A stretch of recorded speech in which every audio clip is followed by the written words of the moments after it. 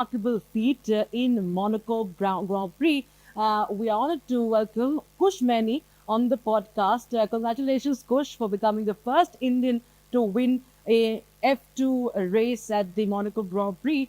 And we saw those visuals that went viral when the tricolor went up and the national anthem was being played. You were visibly very, very emotional. But your expression said it all. But since you're joining us here, could you just share what was going through your mind, your heart when you saw that? No, I think first of all, for India, it's a big step. Obviously, Monaco is a very iconic track, um, and since it's been a very long journey since I started, so just being on that track, being P1, and the flag coming up, and then the national anthem was definitely a very proud moment.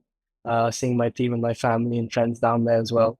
Um, yeah, it's going to be a moment I'll never forget, really, and just so proud to be Indian. And if we talk about, you've had a good season, if we see, but if you could just talk about what were the challenges at the Monaco Grand Prix, because it can be really an unforgiving street circuit, But what was the uniqueness about this, and what were the challenges that you really went through, and what really makes it special? Well, first of all, I think the season itself has been tricky. We've obviously I've joined a new team this year, a great team, and it's taken a bit of time to get going. But I feel like Monaco was a real turning point for us. But yeah, Monaco itself, the race, obviously you can't make any mistakes. It's a track where you can't miss your braking, whereas you don't have runoff. If you miss your braking, then um, yeah, you obviously go in the wall instead of just running off the track or whatever. So yeah, I think it's a very challenging track in that aspect. Yeah, it's a very unique track, and definitely like leading. You know, you have a lot to lose if stuff goes wrong. So for 30 laps, you got to just keep it consistent. And yeah, that's what we did. You mentioned about anything that goes wrong. Let's go back to September 2024, Kush. What happened? It was really a close shave for you, on the track, that horrific crash that happened.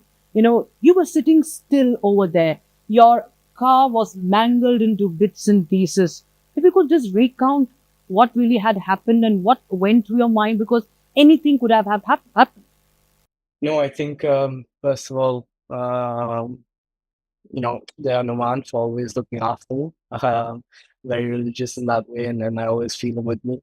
But yeah, I mean, last year was a very tough season for uh, many reasons, and that was probably one of the lowest. Um, yeah, obviously didn't get off the line in the start, mostly my fault. And yeah, I got hit by someone starting at the back at full speed. So the car just got demolished into two, and then I was so glad I was safe. Getting out of the car was just, I was calm because I was just upset that we lost the opportunity to race, but I didn't realize how big the crash was. So yeah, in that way, I'm very stubborn. I always want to do well for my country and make them proud. So I was more disappointed that we lost the race, but now I look back and I'm very grateful to walk out. The fact that you said that all that was going through your mind is that about the race, it really shows what sort of passion you have, Kush. But of course, everybody was worried. I think your family was also worried that time. What was their reaction? I think a lot of them were crying, and then it definitely shook a lot of people. I mean, racing is a dangerous sport, and I mean, we should never forget that. And yeah, even though the cars are so safe now, F2 have done a brilliant job. And many years ago, the crash which happened to me, I'm sure you wouldn't walk out of it alive even. So, I mean, it's great to see, the safety taking so many steps. And yeah, that's all I can say. Yeah, definitely. You said Jai Hanuman. Do you believe in Hanumanji? Any ritual or anything you chant, for since you said it's, of course, it's fraught with a lot of risk. We talk about racing. So, do you read the Chalisa, or you, do some puja? Yeah, of course, I chant it every day. And I always say Jatu when tell him, ask him to be with me and protect me for every race. And yeah, it gives me comfort to know that he's always with me. And um, I asked for his guidance to make me a better person in life as well. Because in the end, racing is just a small part.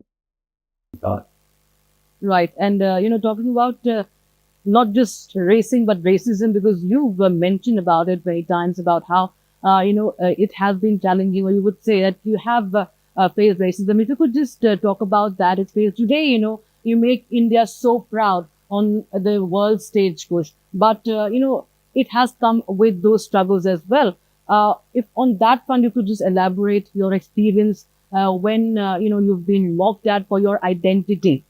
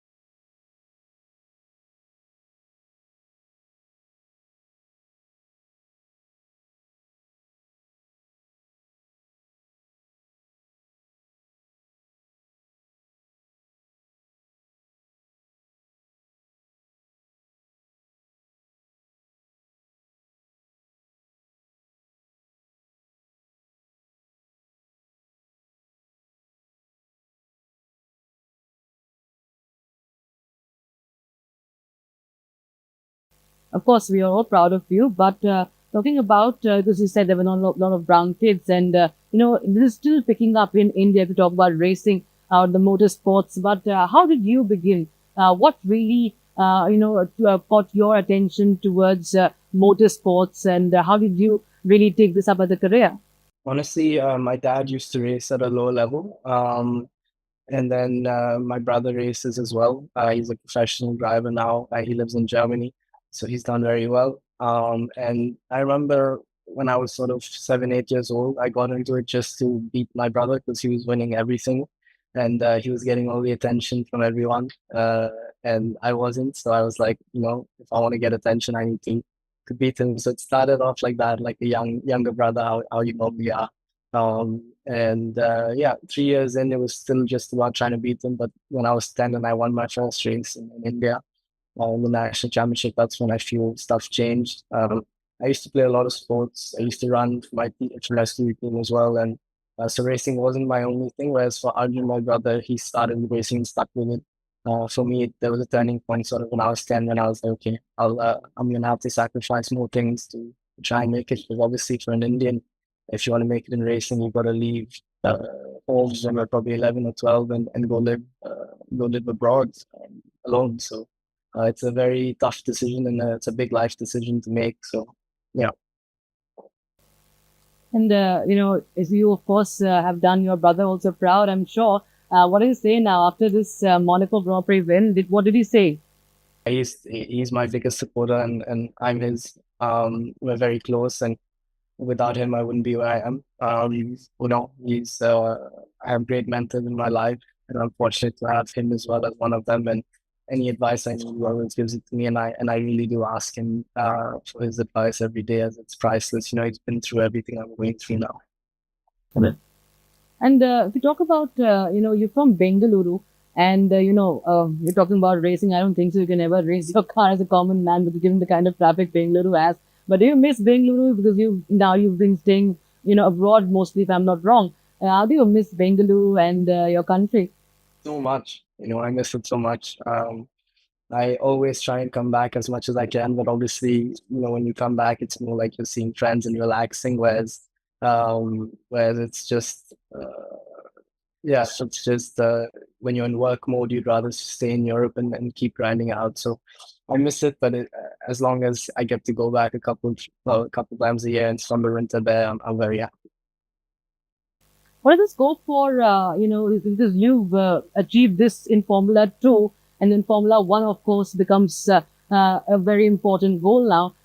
If I will come to your own goal, but if you could, all those who are aspiring or who are the fans of motorsport, want to understand what is the scope for Indians, and how difficult is it as far as the motorsports concerned and making foray into it is concerned? What sort of what factors really influence your success over there? If you can just simplify that. Oh, very good question. I think it's building in India. It's growing.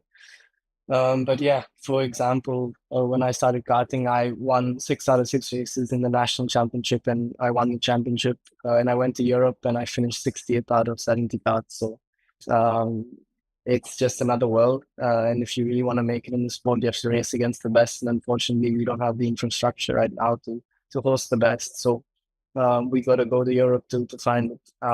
Like in anything, where cricket and etc.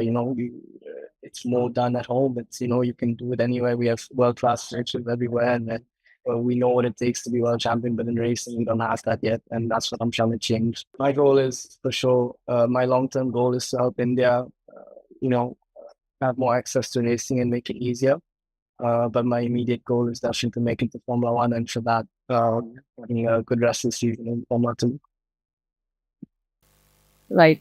And if anything that you would want to say to those people who have been looking up to you, because you're quite popular, I must say, because people are following you, and even on social media, you have a great fan following, and people have been rooting for you. I've seen the comments, and people are really talking about how they've been following you all along your journey, and today they're so proud of you. But what message would you like to send to all of them?